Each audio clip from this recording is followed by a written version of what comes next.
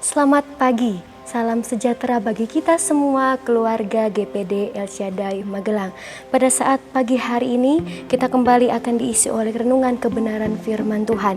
Judul firman Tuhan pada saat pagi hari ini ialah The Winning Process. Kita buka sama-sama Alkitab kita yang terdapat di dalam 1 Korintus 9 ayatnya yang ke-24 sampai dengan ayatnya yang ke-27. 1 Korintus 9 ayatnya yang ke-24 sampai dengan ayatnya yang ke-27. Saya akan bacakan kebenaran firman Tuhan. Tidak tahukah kamu bahwa dalam gelanggang pertandingan semua peserta turut berlari, tetapi bahwa hanya satu orang saja yang mendapat hadiah? Karena itu larilah begitu rupa sehingga kamu memperolehnya. Tiap-tiap orang yang turut mengambil bagian dalam pertandingan menguasai dirinya dalam segala hal. Mereka berbuat demikian untuk memperoleh suatu mahkota yang fana, tetapi kita untuk memperoleh suatu mahkota yang abadi. Sebab itu aku tidak berlari tanpa tujuan, dan aku bukan petinju yang sembarangan saja memukul. Tetapi aku melatih tubuhku dan menguasainya seluruhnya, supaya sesudah memberitakan Injil kepada orang lain, jangan aku sendiri ditolak. Puji nama Tuhan Bapak Ibu. Di sini kita melihat bagaimana Rasul Paulus menggambarkan kehidupan manusia seperti ada di dalam sebuah gelanggang pertandingan.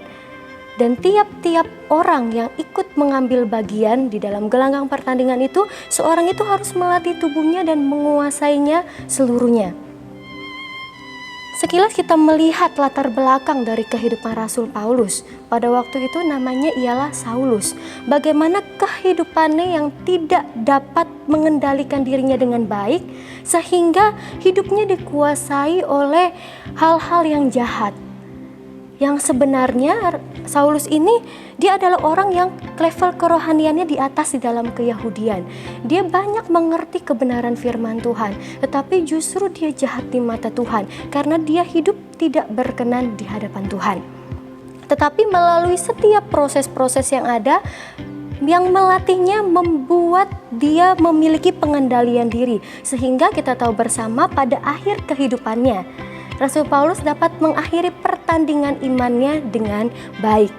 Dan di sini kita lihat Bapak Ibu, bagaimana pengendalian diri itu tidak datang dengan sendirinya, tetapi pengendalian diri datang melalui adanya proses. Mengapa demikian? Karena manusia cenderung ingin memuaskan dirinya sendiri. Manusia cenderung berbuat jahat. Oleh sebab itu manusia perlu proses-proses untuk melatih kehidupannya memiliki pengendalian diri. Proses di dalam Kamus Besar Bahasa Indonesia berarti runtunan perubahan peristiwa dalam perkembangan sesuatu. Dan proses ini berjalan terus-menerus dan tentunya membutuhkan waktu. Entah itu waktu yang lama ataupun waktu yang sebentar. Tetapi jelas dikatakan proses ini sangat-sangat membutuhkan waktu. Seperti atlet, ketika atlet ingin bertanding, sebelum pertandingan atlet ini harus mengalami proses, dia harus melatih diri terus-menerus sampai pada akhirnya dia bertanding, dia menguasai diri seluruhnya dan memperoleh kemenangan. Begitu juga dalam kehidupan kita, kita perlu melatih diri kita dalam proses-proses pertandingan iman kita. Dan saat ini kita ada di dalam pertandingan iman, di mana kita diperhadapkan oleh situasi-situasi krisis pada saat ini. Kita melihat keadaan-keadaan yang terjadi saat ini, dan tidak sedikit orang yang menjadi khawatir, tidak sedikit orang yang menjadi takut dan kehilangan kendali, kehilangan kekuatannya. Dan ini bisa menjadikan seseorang kalah dalam sebuah pertandingan. Tetapi seorang pemenang, dia adalah orang yang terus melatih dirinya karena dia punya tekad untuk menang. Dia mampu melatih dirinya sehingga situasi dan kondisi apapun tidak menghalanginya untuk tetap berjuang di dalam proses-proses yang dia alami.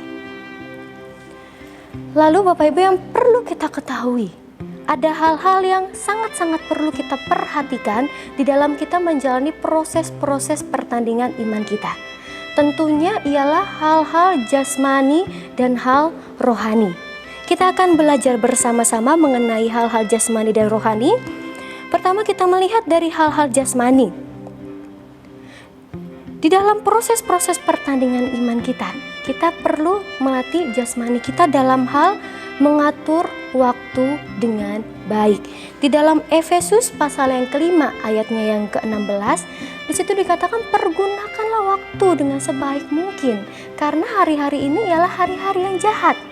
Dan ini menjadi pesan dalam setiap kehidupan kita untuk kita dapat menggunakan waktu dengan baik. Seorang atlet, dia tentunya akan mengatur waktunya dengan baik. Ada waktu dia untuk berlatih, bahkan ada waktu dia untuk beristirahat. Dia tidak menggunakan waktunya dengan sembarangan. Begitu juga dalam kehidupan kita. Mari kita pergunakan waktu dengan baik. Dengan kesempatan yang Tuhan berikan, kita melatih tubuh kita mempergunakan waktu sebaik-baiknya. Lalu yang kedua, hal jasmani yang perlu kita perhatikan dalam kehidupan kita untuk selalu bersukacita dan bersyukur senantiasa. Saya kena percaya ketika kita bersukacita dan bersyukur, ini membantu kita untuk memiliki kekuatan. Karena ketika kita bersukacita dan kita bersyukur, kita mengingat selalu kebaikan-kebaikan Tuhan, yang tentunya itu menjadikan kekuatan di dalam setiap kehidupan kita, yang membangkitkan kembali iman kepercayaan kita kepada Tuhan, yang membangkitkan kembali semangat kita untuk kita menjadi pemenang di dalam pertandingan iman kita. Lalu selain hal-hal jasmani, yang perlu kita perhatikan juga ialah hal-hal rohani. Nah, hal-hal rohani ini sangat-sangat mengambil bagian besar ya di dalam kehidupan kita. Selain hal-hal jasmani yang perlu kita perhatikan, hal-hal rohani yang perlu kita perhatikan, yang pertama dalam hal kita berdoa kepada Tuhan. Berdoa yang dilakukan secara terus-menerus. Di dalam Lukas 18 ayat yang pertama, bagaimana dikatakan supaya kita berdoa dengan tidak jemu-jemu. Artinya kita tidak lelah untuk berdoa, tidak berhenti untuk berdoa. Karena doa merupakan suatu proses untuk kita menyadari bahwa ada kuasa yang besar di dalam setiap kehidupan kita. Dan doa ini juga merupakan kunci kekuatan kita dalam menghadapi setiap proses-proses yang Tuhan izinkan terjadi dalam hidup kita. Mazmur 62 ayat yang kedua sampai ayat yang ketiga, bagaimana dikatakan ketika kita dekat dengan Allah, ada satu ketenangan yang Tuhan berikan dalam kehidupan kita. Bukan hanya itu, Dia Allah yang menjadi gunung batu dan kota benteng kita. Artinya Dia Allah yang memberikan ketenangan, lalu Dia juga melindungi setiap kehidupan kita untuk kita tetap bertahan menjalani setiap proses-proses pertandingan iman kita. Itulah sebabnya kita perlu berdoa terus-menerus kepada Tuhan. Selain kita berdoa, hal rohani yang perlu kita perhatikan yaitu marilah kita baca firman Tuhan terus-menerus. Ketika keadaan di luar kendali kita, berita-berita di luar kendali kita, ketika kita baca firman Tuhan, kita menyadari bahwa hidup kita ada dalam kendali Allah. Yosua 1 ayat yang ke-8, bagaimana firman Tuhan yang memberikan kita hikmat untuk melakukan segala sesuatu. Oleh sebab itu kita sangat-sangat perlu membaca, merenungkan dan melakukan kebenaran firman Tuhan secara terus-menerus karena ada hikmat Tuhan yang Tuhan berikan di dalam kehidupan kita ketika kita baca kebenaran firman Tuhan. Selain itu, selain kita berdoa dan baca firman, tentunya kita perlu tuntunan dari Roh Kudus.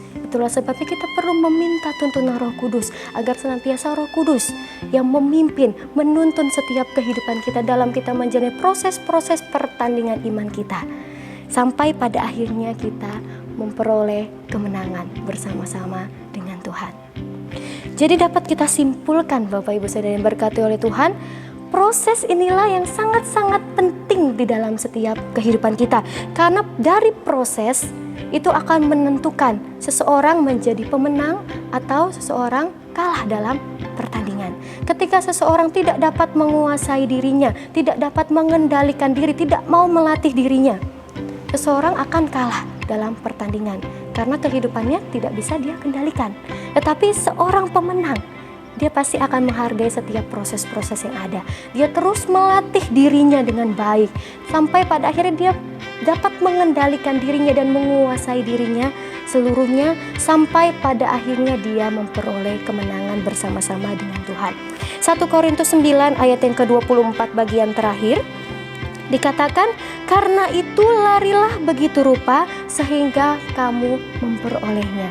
Berusaha sedemikian rupa agar kita memperoleh hadiah kemenangan yang Tuhan berikan dalam kehidupan kita. Bukan hadiah yang fana, tetapi hadiah yang kekal, hadiah yang abadi, hadiah yang luar biasa yang Tuhan sediakan dalam kehidupan kita. Ketika kita mampu bertahan, mampu berjuang, terus melatih kehidupan kita, mengendalikan diri dan menguasai diri kita seluruhnya, sampai kita menjadi seorang pemenang bersama-sama dengan Tuhan Yesus.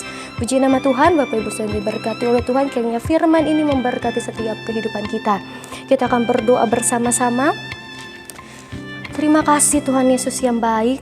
Kami mengucap syukur atas setiap kebaikan-Mu dalam kehidupan kami. Kami diingatkan kembali oleh kebenaran firman Tuhan untuk kami harus menguasai diri kami, mengendalikan diri kami, agar setiap apapun yang kami lakukan, apapun yang kami perbuat sesuai dengan kebenaran firman Tuhan. Kami perlu tuntunan-Mu ya Tuhan untuk kami dapat melakukan menjalani setiap proses-proses kami bersama-sama dengan Tuhan, sampai pada akhirnya kami memperoleh kemenangan. Kami mengucap syukur untuk setiap apa yang Tuhan perbuat dalam kehidupan kami, dan kami terima berkat kebenaran firman Tuhan. Hanya di dalam nama Tuhan Yesus Kristus. Haleluya. Amin.